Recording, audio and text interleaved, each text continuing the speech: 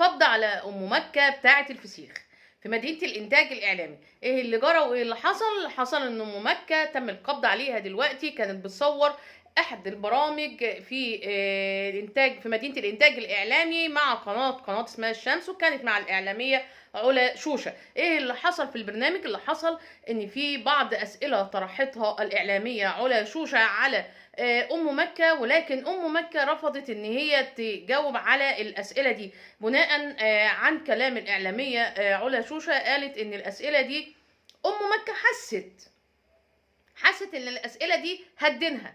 ام مكه حست ان الاسئله دي هتدينها، فما حبتش ان هي تجاوب عليها، ووقفت العمل اكتر من 3 ساعات.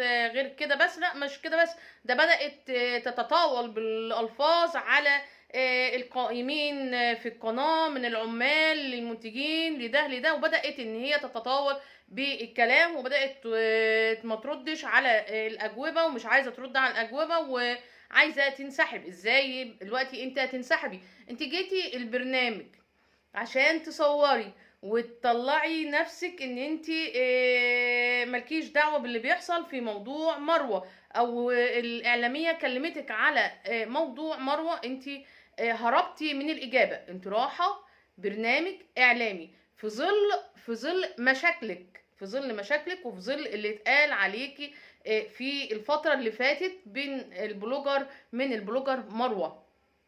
انت رايحه البرنامج عارفه ومتاكده ان هيسالوكي يا ترى ايه اللي حصل، يا ترى ليه مروه قالت عليكي كده، يا ترى ما تعرفيش ايه ده. رايحه في وقت غلط، وبعدين انت وافقتي ان انت تروحي البرنامج، واخدتي الاجر ان انت تروحي البرنامج، واكيد انت متاكده 100% ان هم هيسالوكي يا ترى انت جبت منين، وهم بيقولوا موضوع غسيل اموال، وموضوع اعضاء بشريه، وده اسئله كانت لازما اصلا هتطرح عليكي. ادي اول هام. تاني هام، لما هي جيت اتكلمت والاعلاميه علا شوشه واتكلمت مع ام مكه، وبتقول لها على محتواها ان بيبقى فيه بعض من الالفاظ اللي هي بتطلع وتقولها في محتواها، ام مكه انفعلت وبدات تزعق وبدات تتكلم.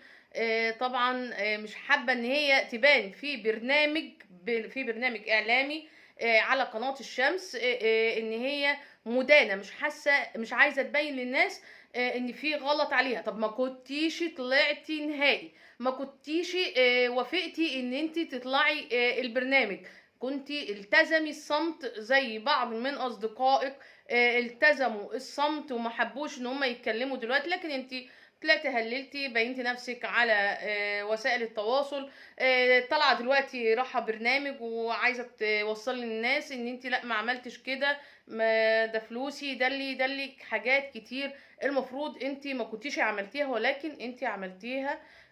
وما كانش صح ابدا ابدا ابدا ان انت تتطاولي على فريق الاعداد. كنت لازم تلتزمي الصمت، تلتزمي بطريقه كلامك. هي دلوقتي مقبوض عليها وبيجرى معاها التحقيقات. ايه الموضوع هيوصل لغايه فين؟ ايه اللي هيحصل؟ ايه اللي هيجرى؟ هل في اتهامات تانية هتواجهها ام مكه، او في كلام تاني هتواجهه ام مكه؟ احنا مش عارفين دلوقتي الدنيا هتمشي ازاي مع ام مكه، ولكن في الايام الجايه ان شاء الله كل حاجه بتبان، كل حاجه هتظهر، كل حاجه بتخبط في بعضها، وهنعرف بالظبط ايه مصير كل حد اتكلمت عليه مروه اللي بتدعي نفسها ان هي بنت الرئيس. حبايب قلبي، الفيديو بتاعي معاكم كده بسرعه كده خفيف، مش هنطول. بس اللي حابب اللي عملته ام مكه يقول لنا في تعليقاتنا، هل موقف ام مكه من اللي هي عملته النهارده مع الاعلاميه علا، هل موقف سليم، هل موقف مش سليم، هل هي حاسه ان هي صاحبه قوه، هل هي في ضعف؟ كلنا عايزين نشوف بقى تعليقاتكم. هنقول ايه على موقف ام مكه. في رعايه الله وحفظه. سلام.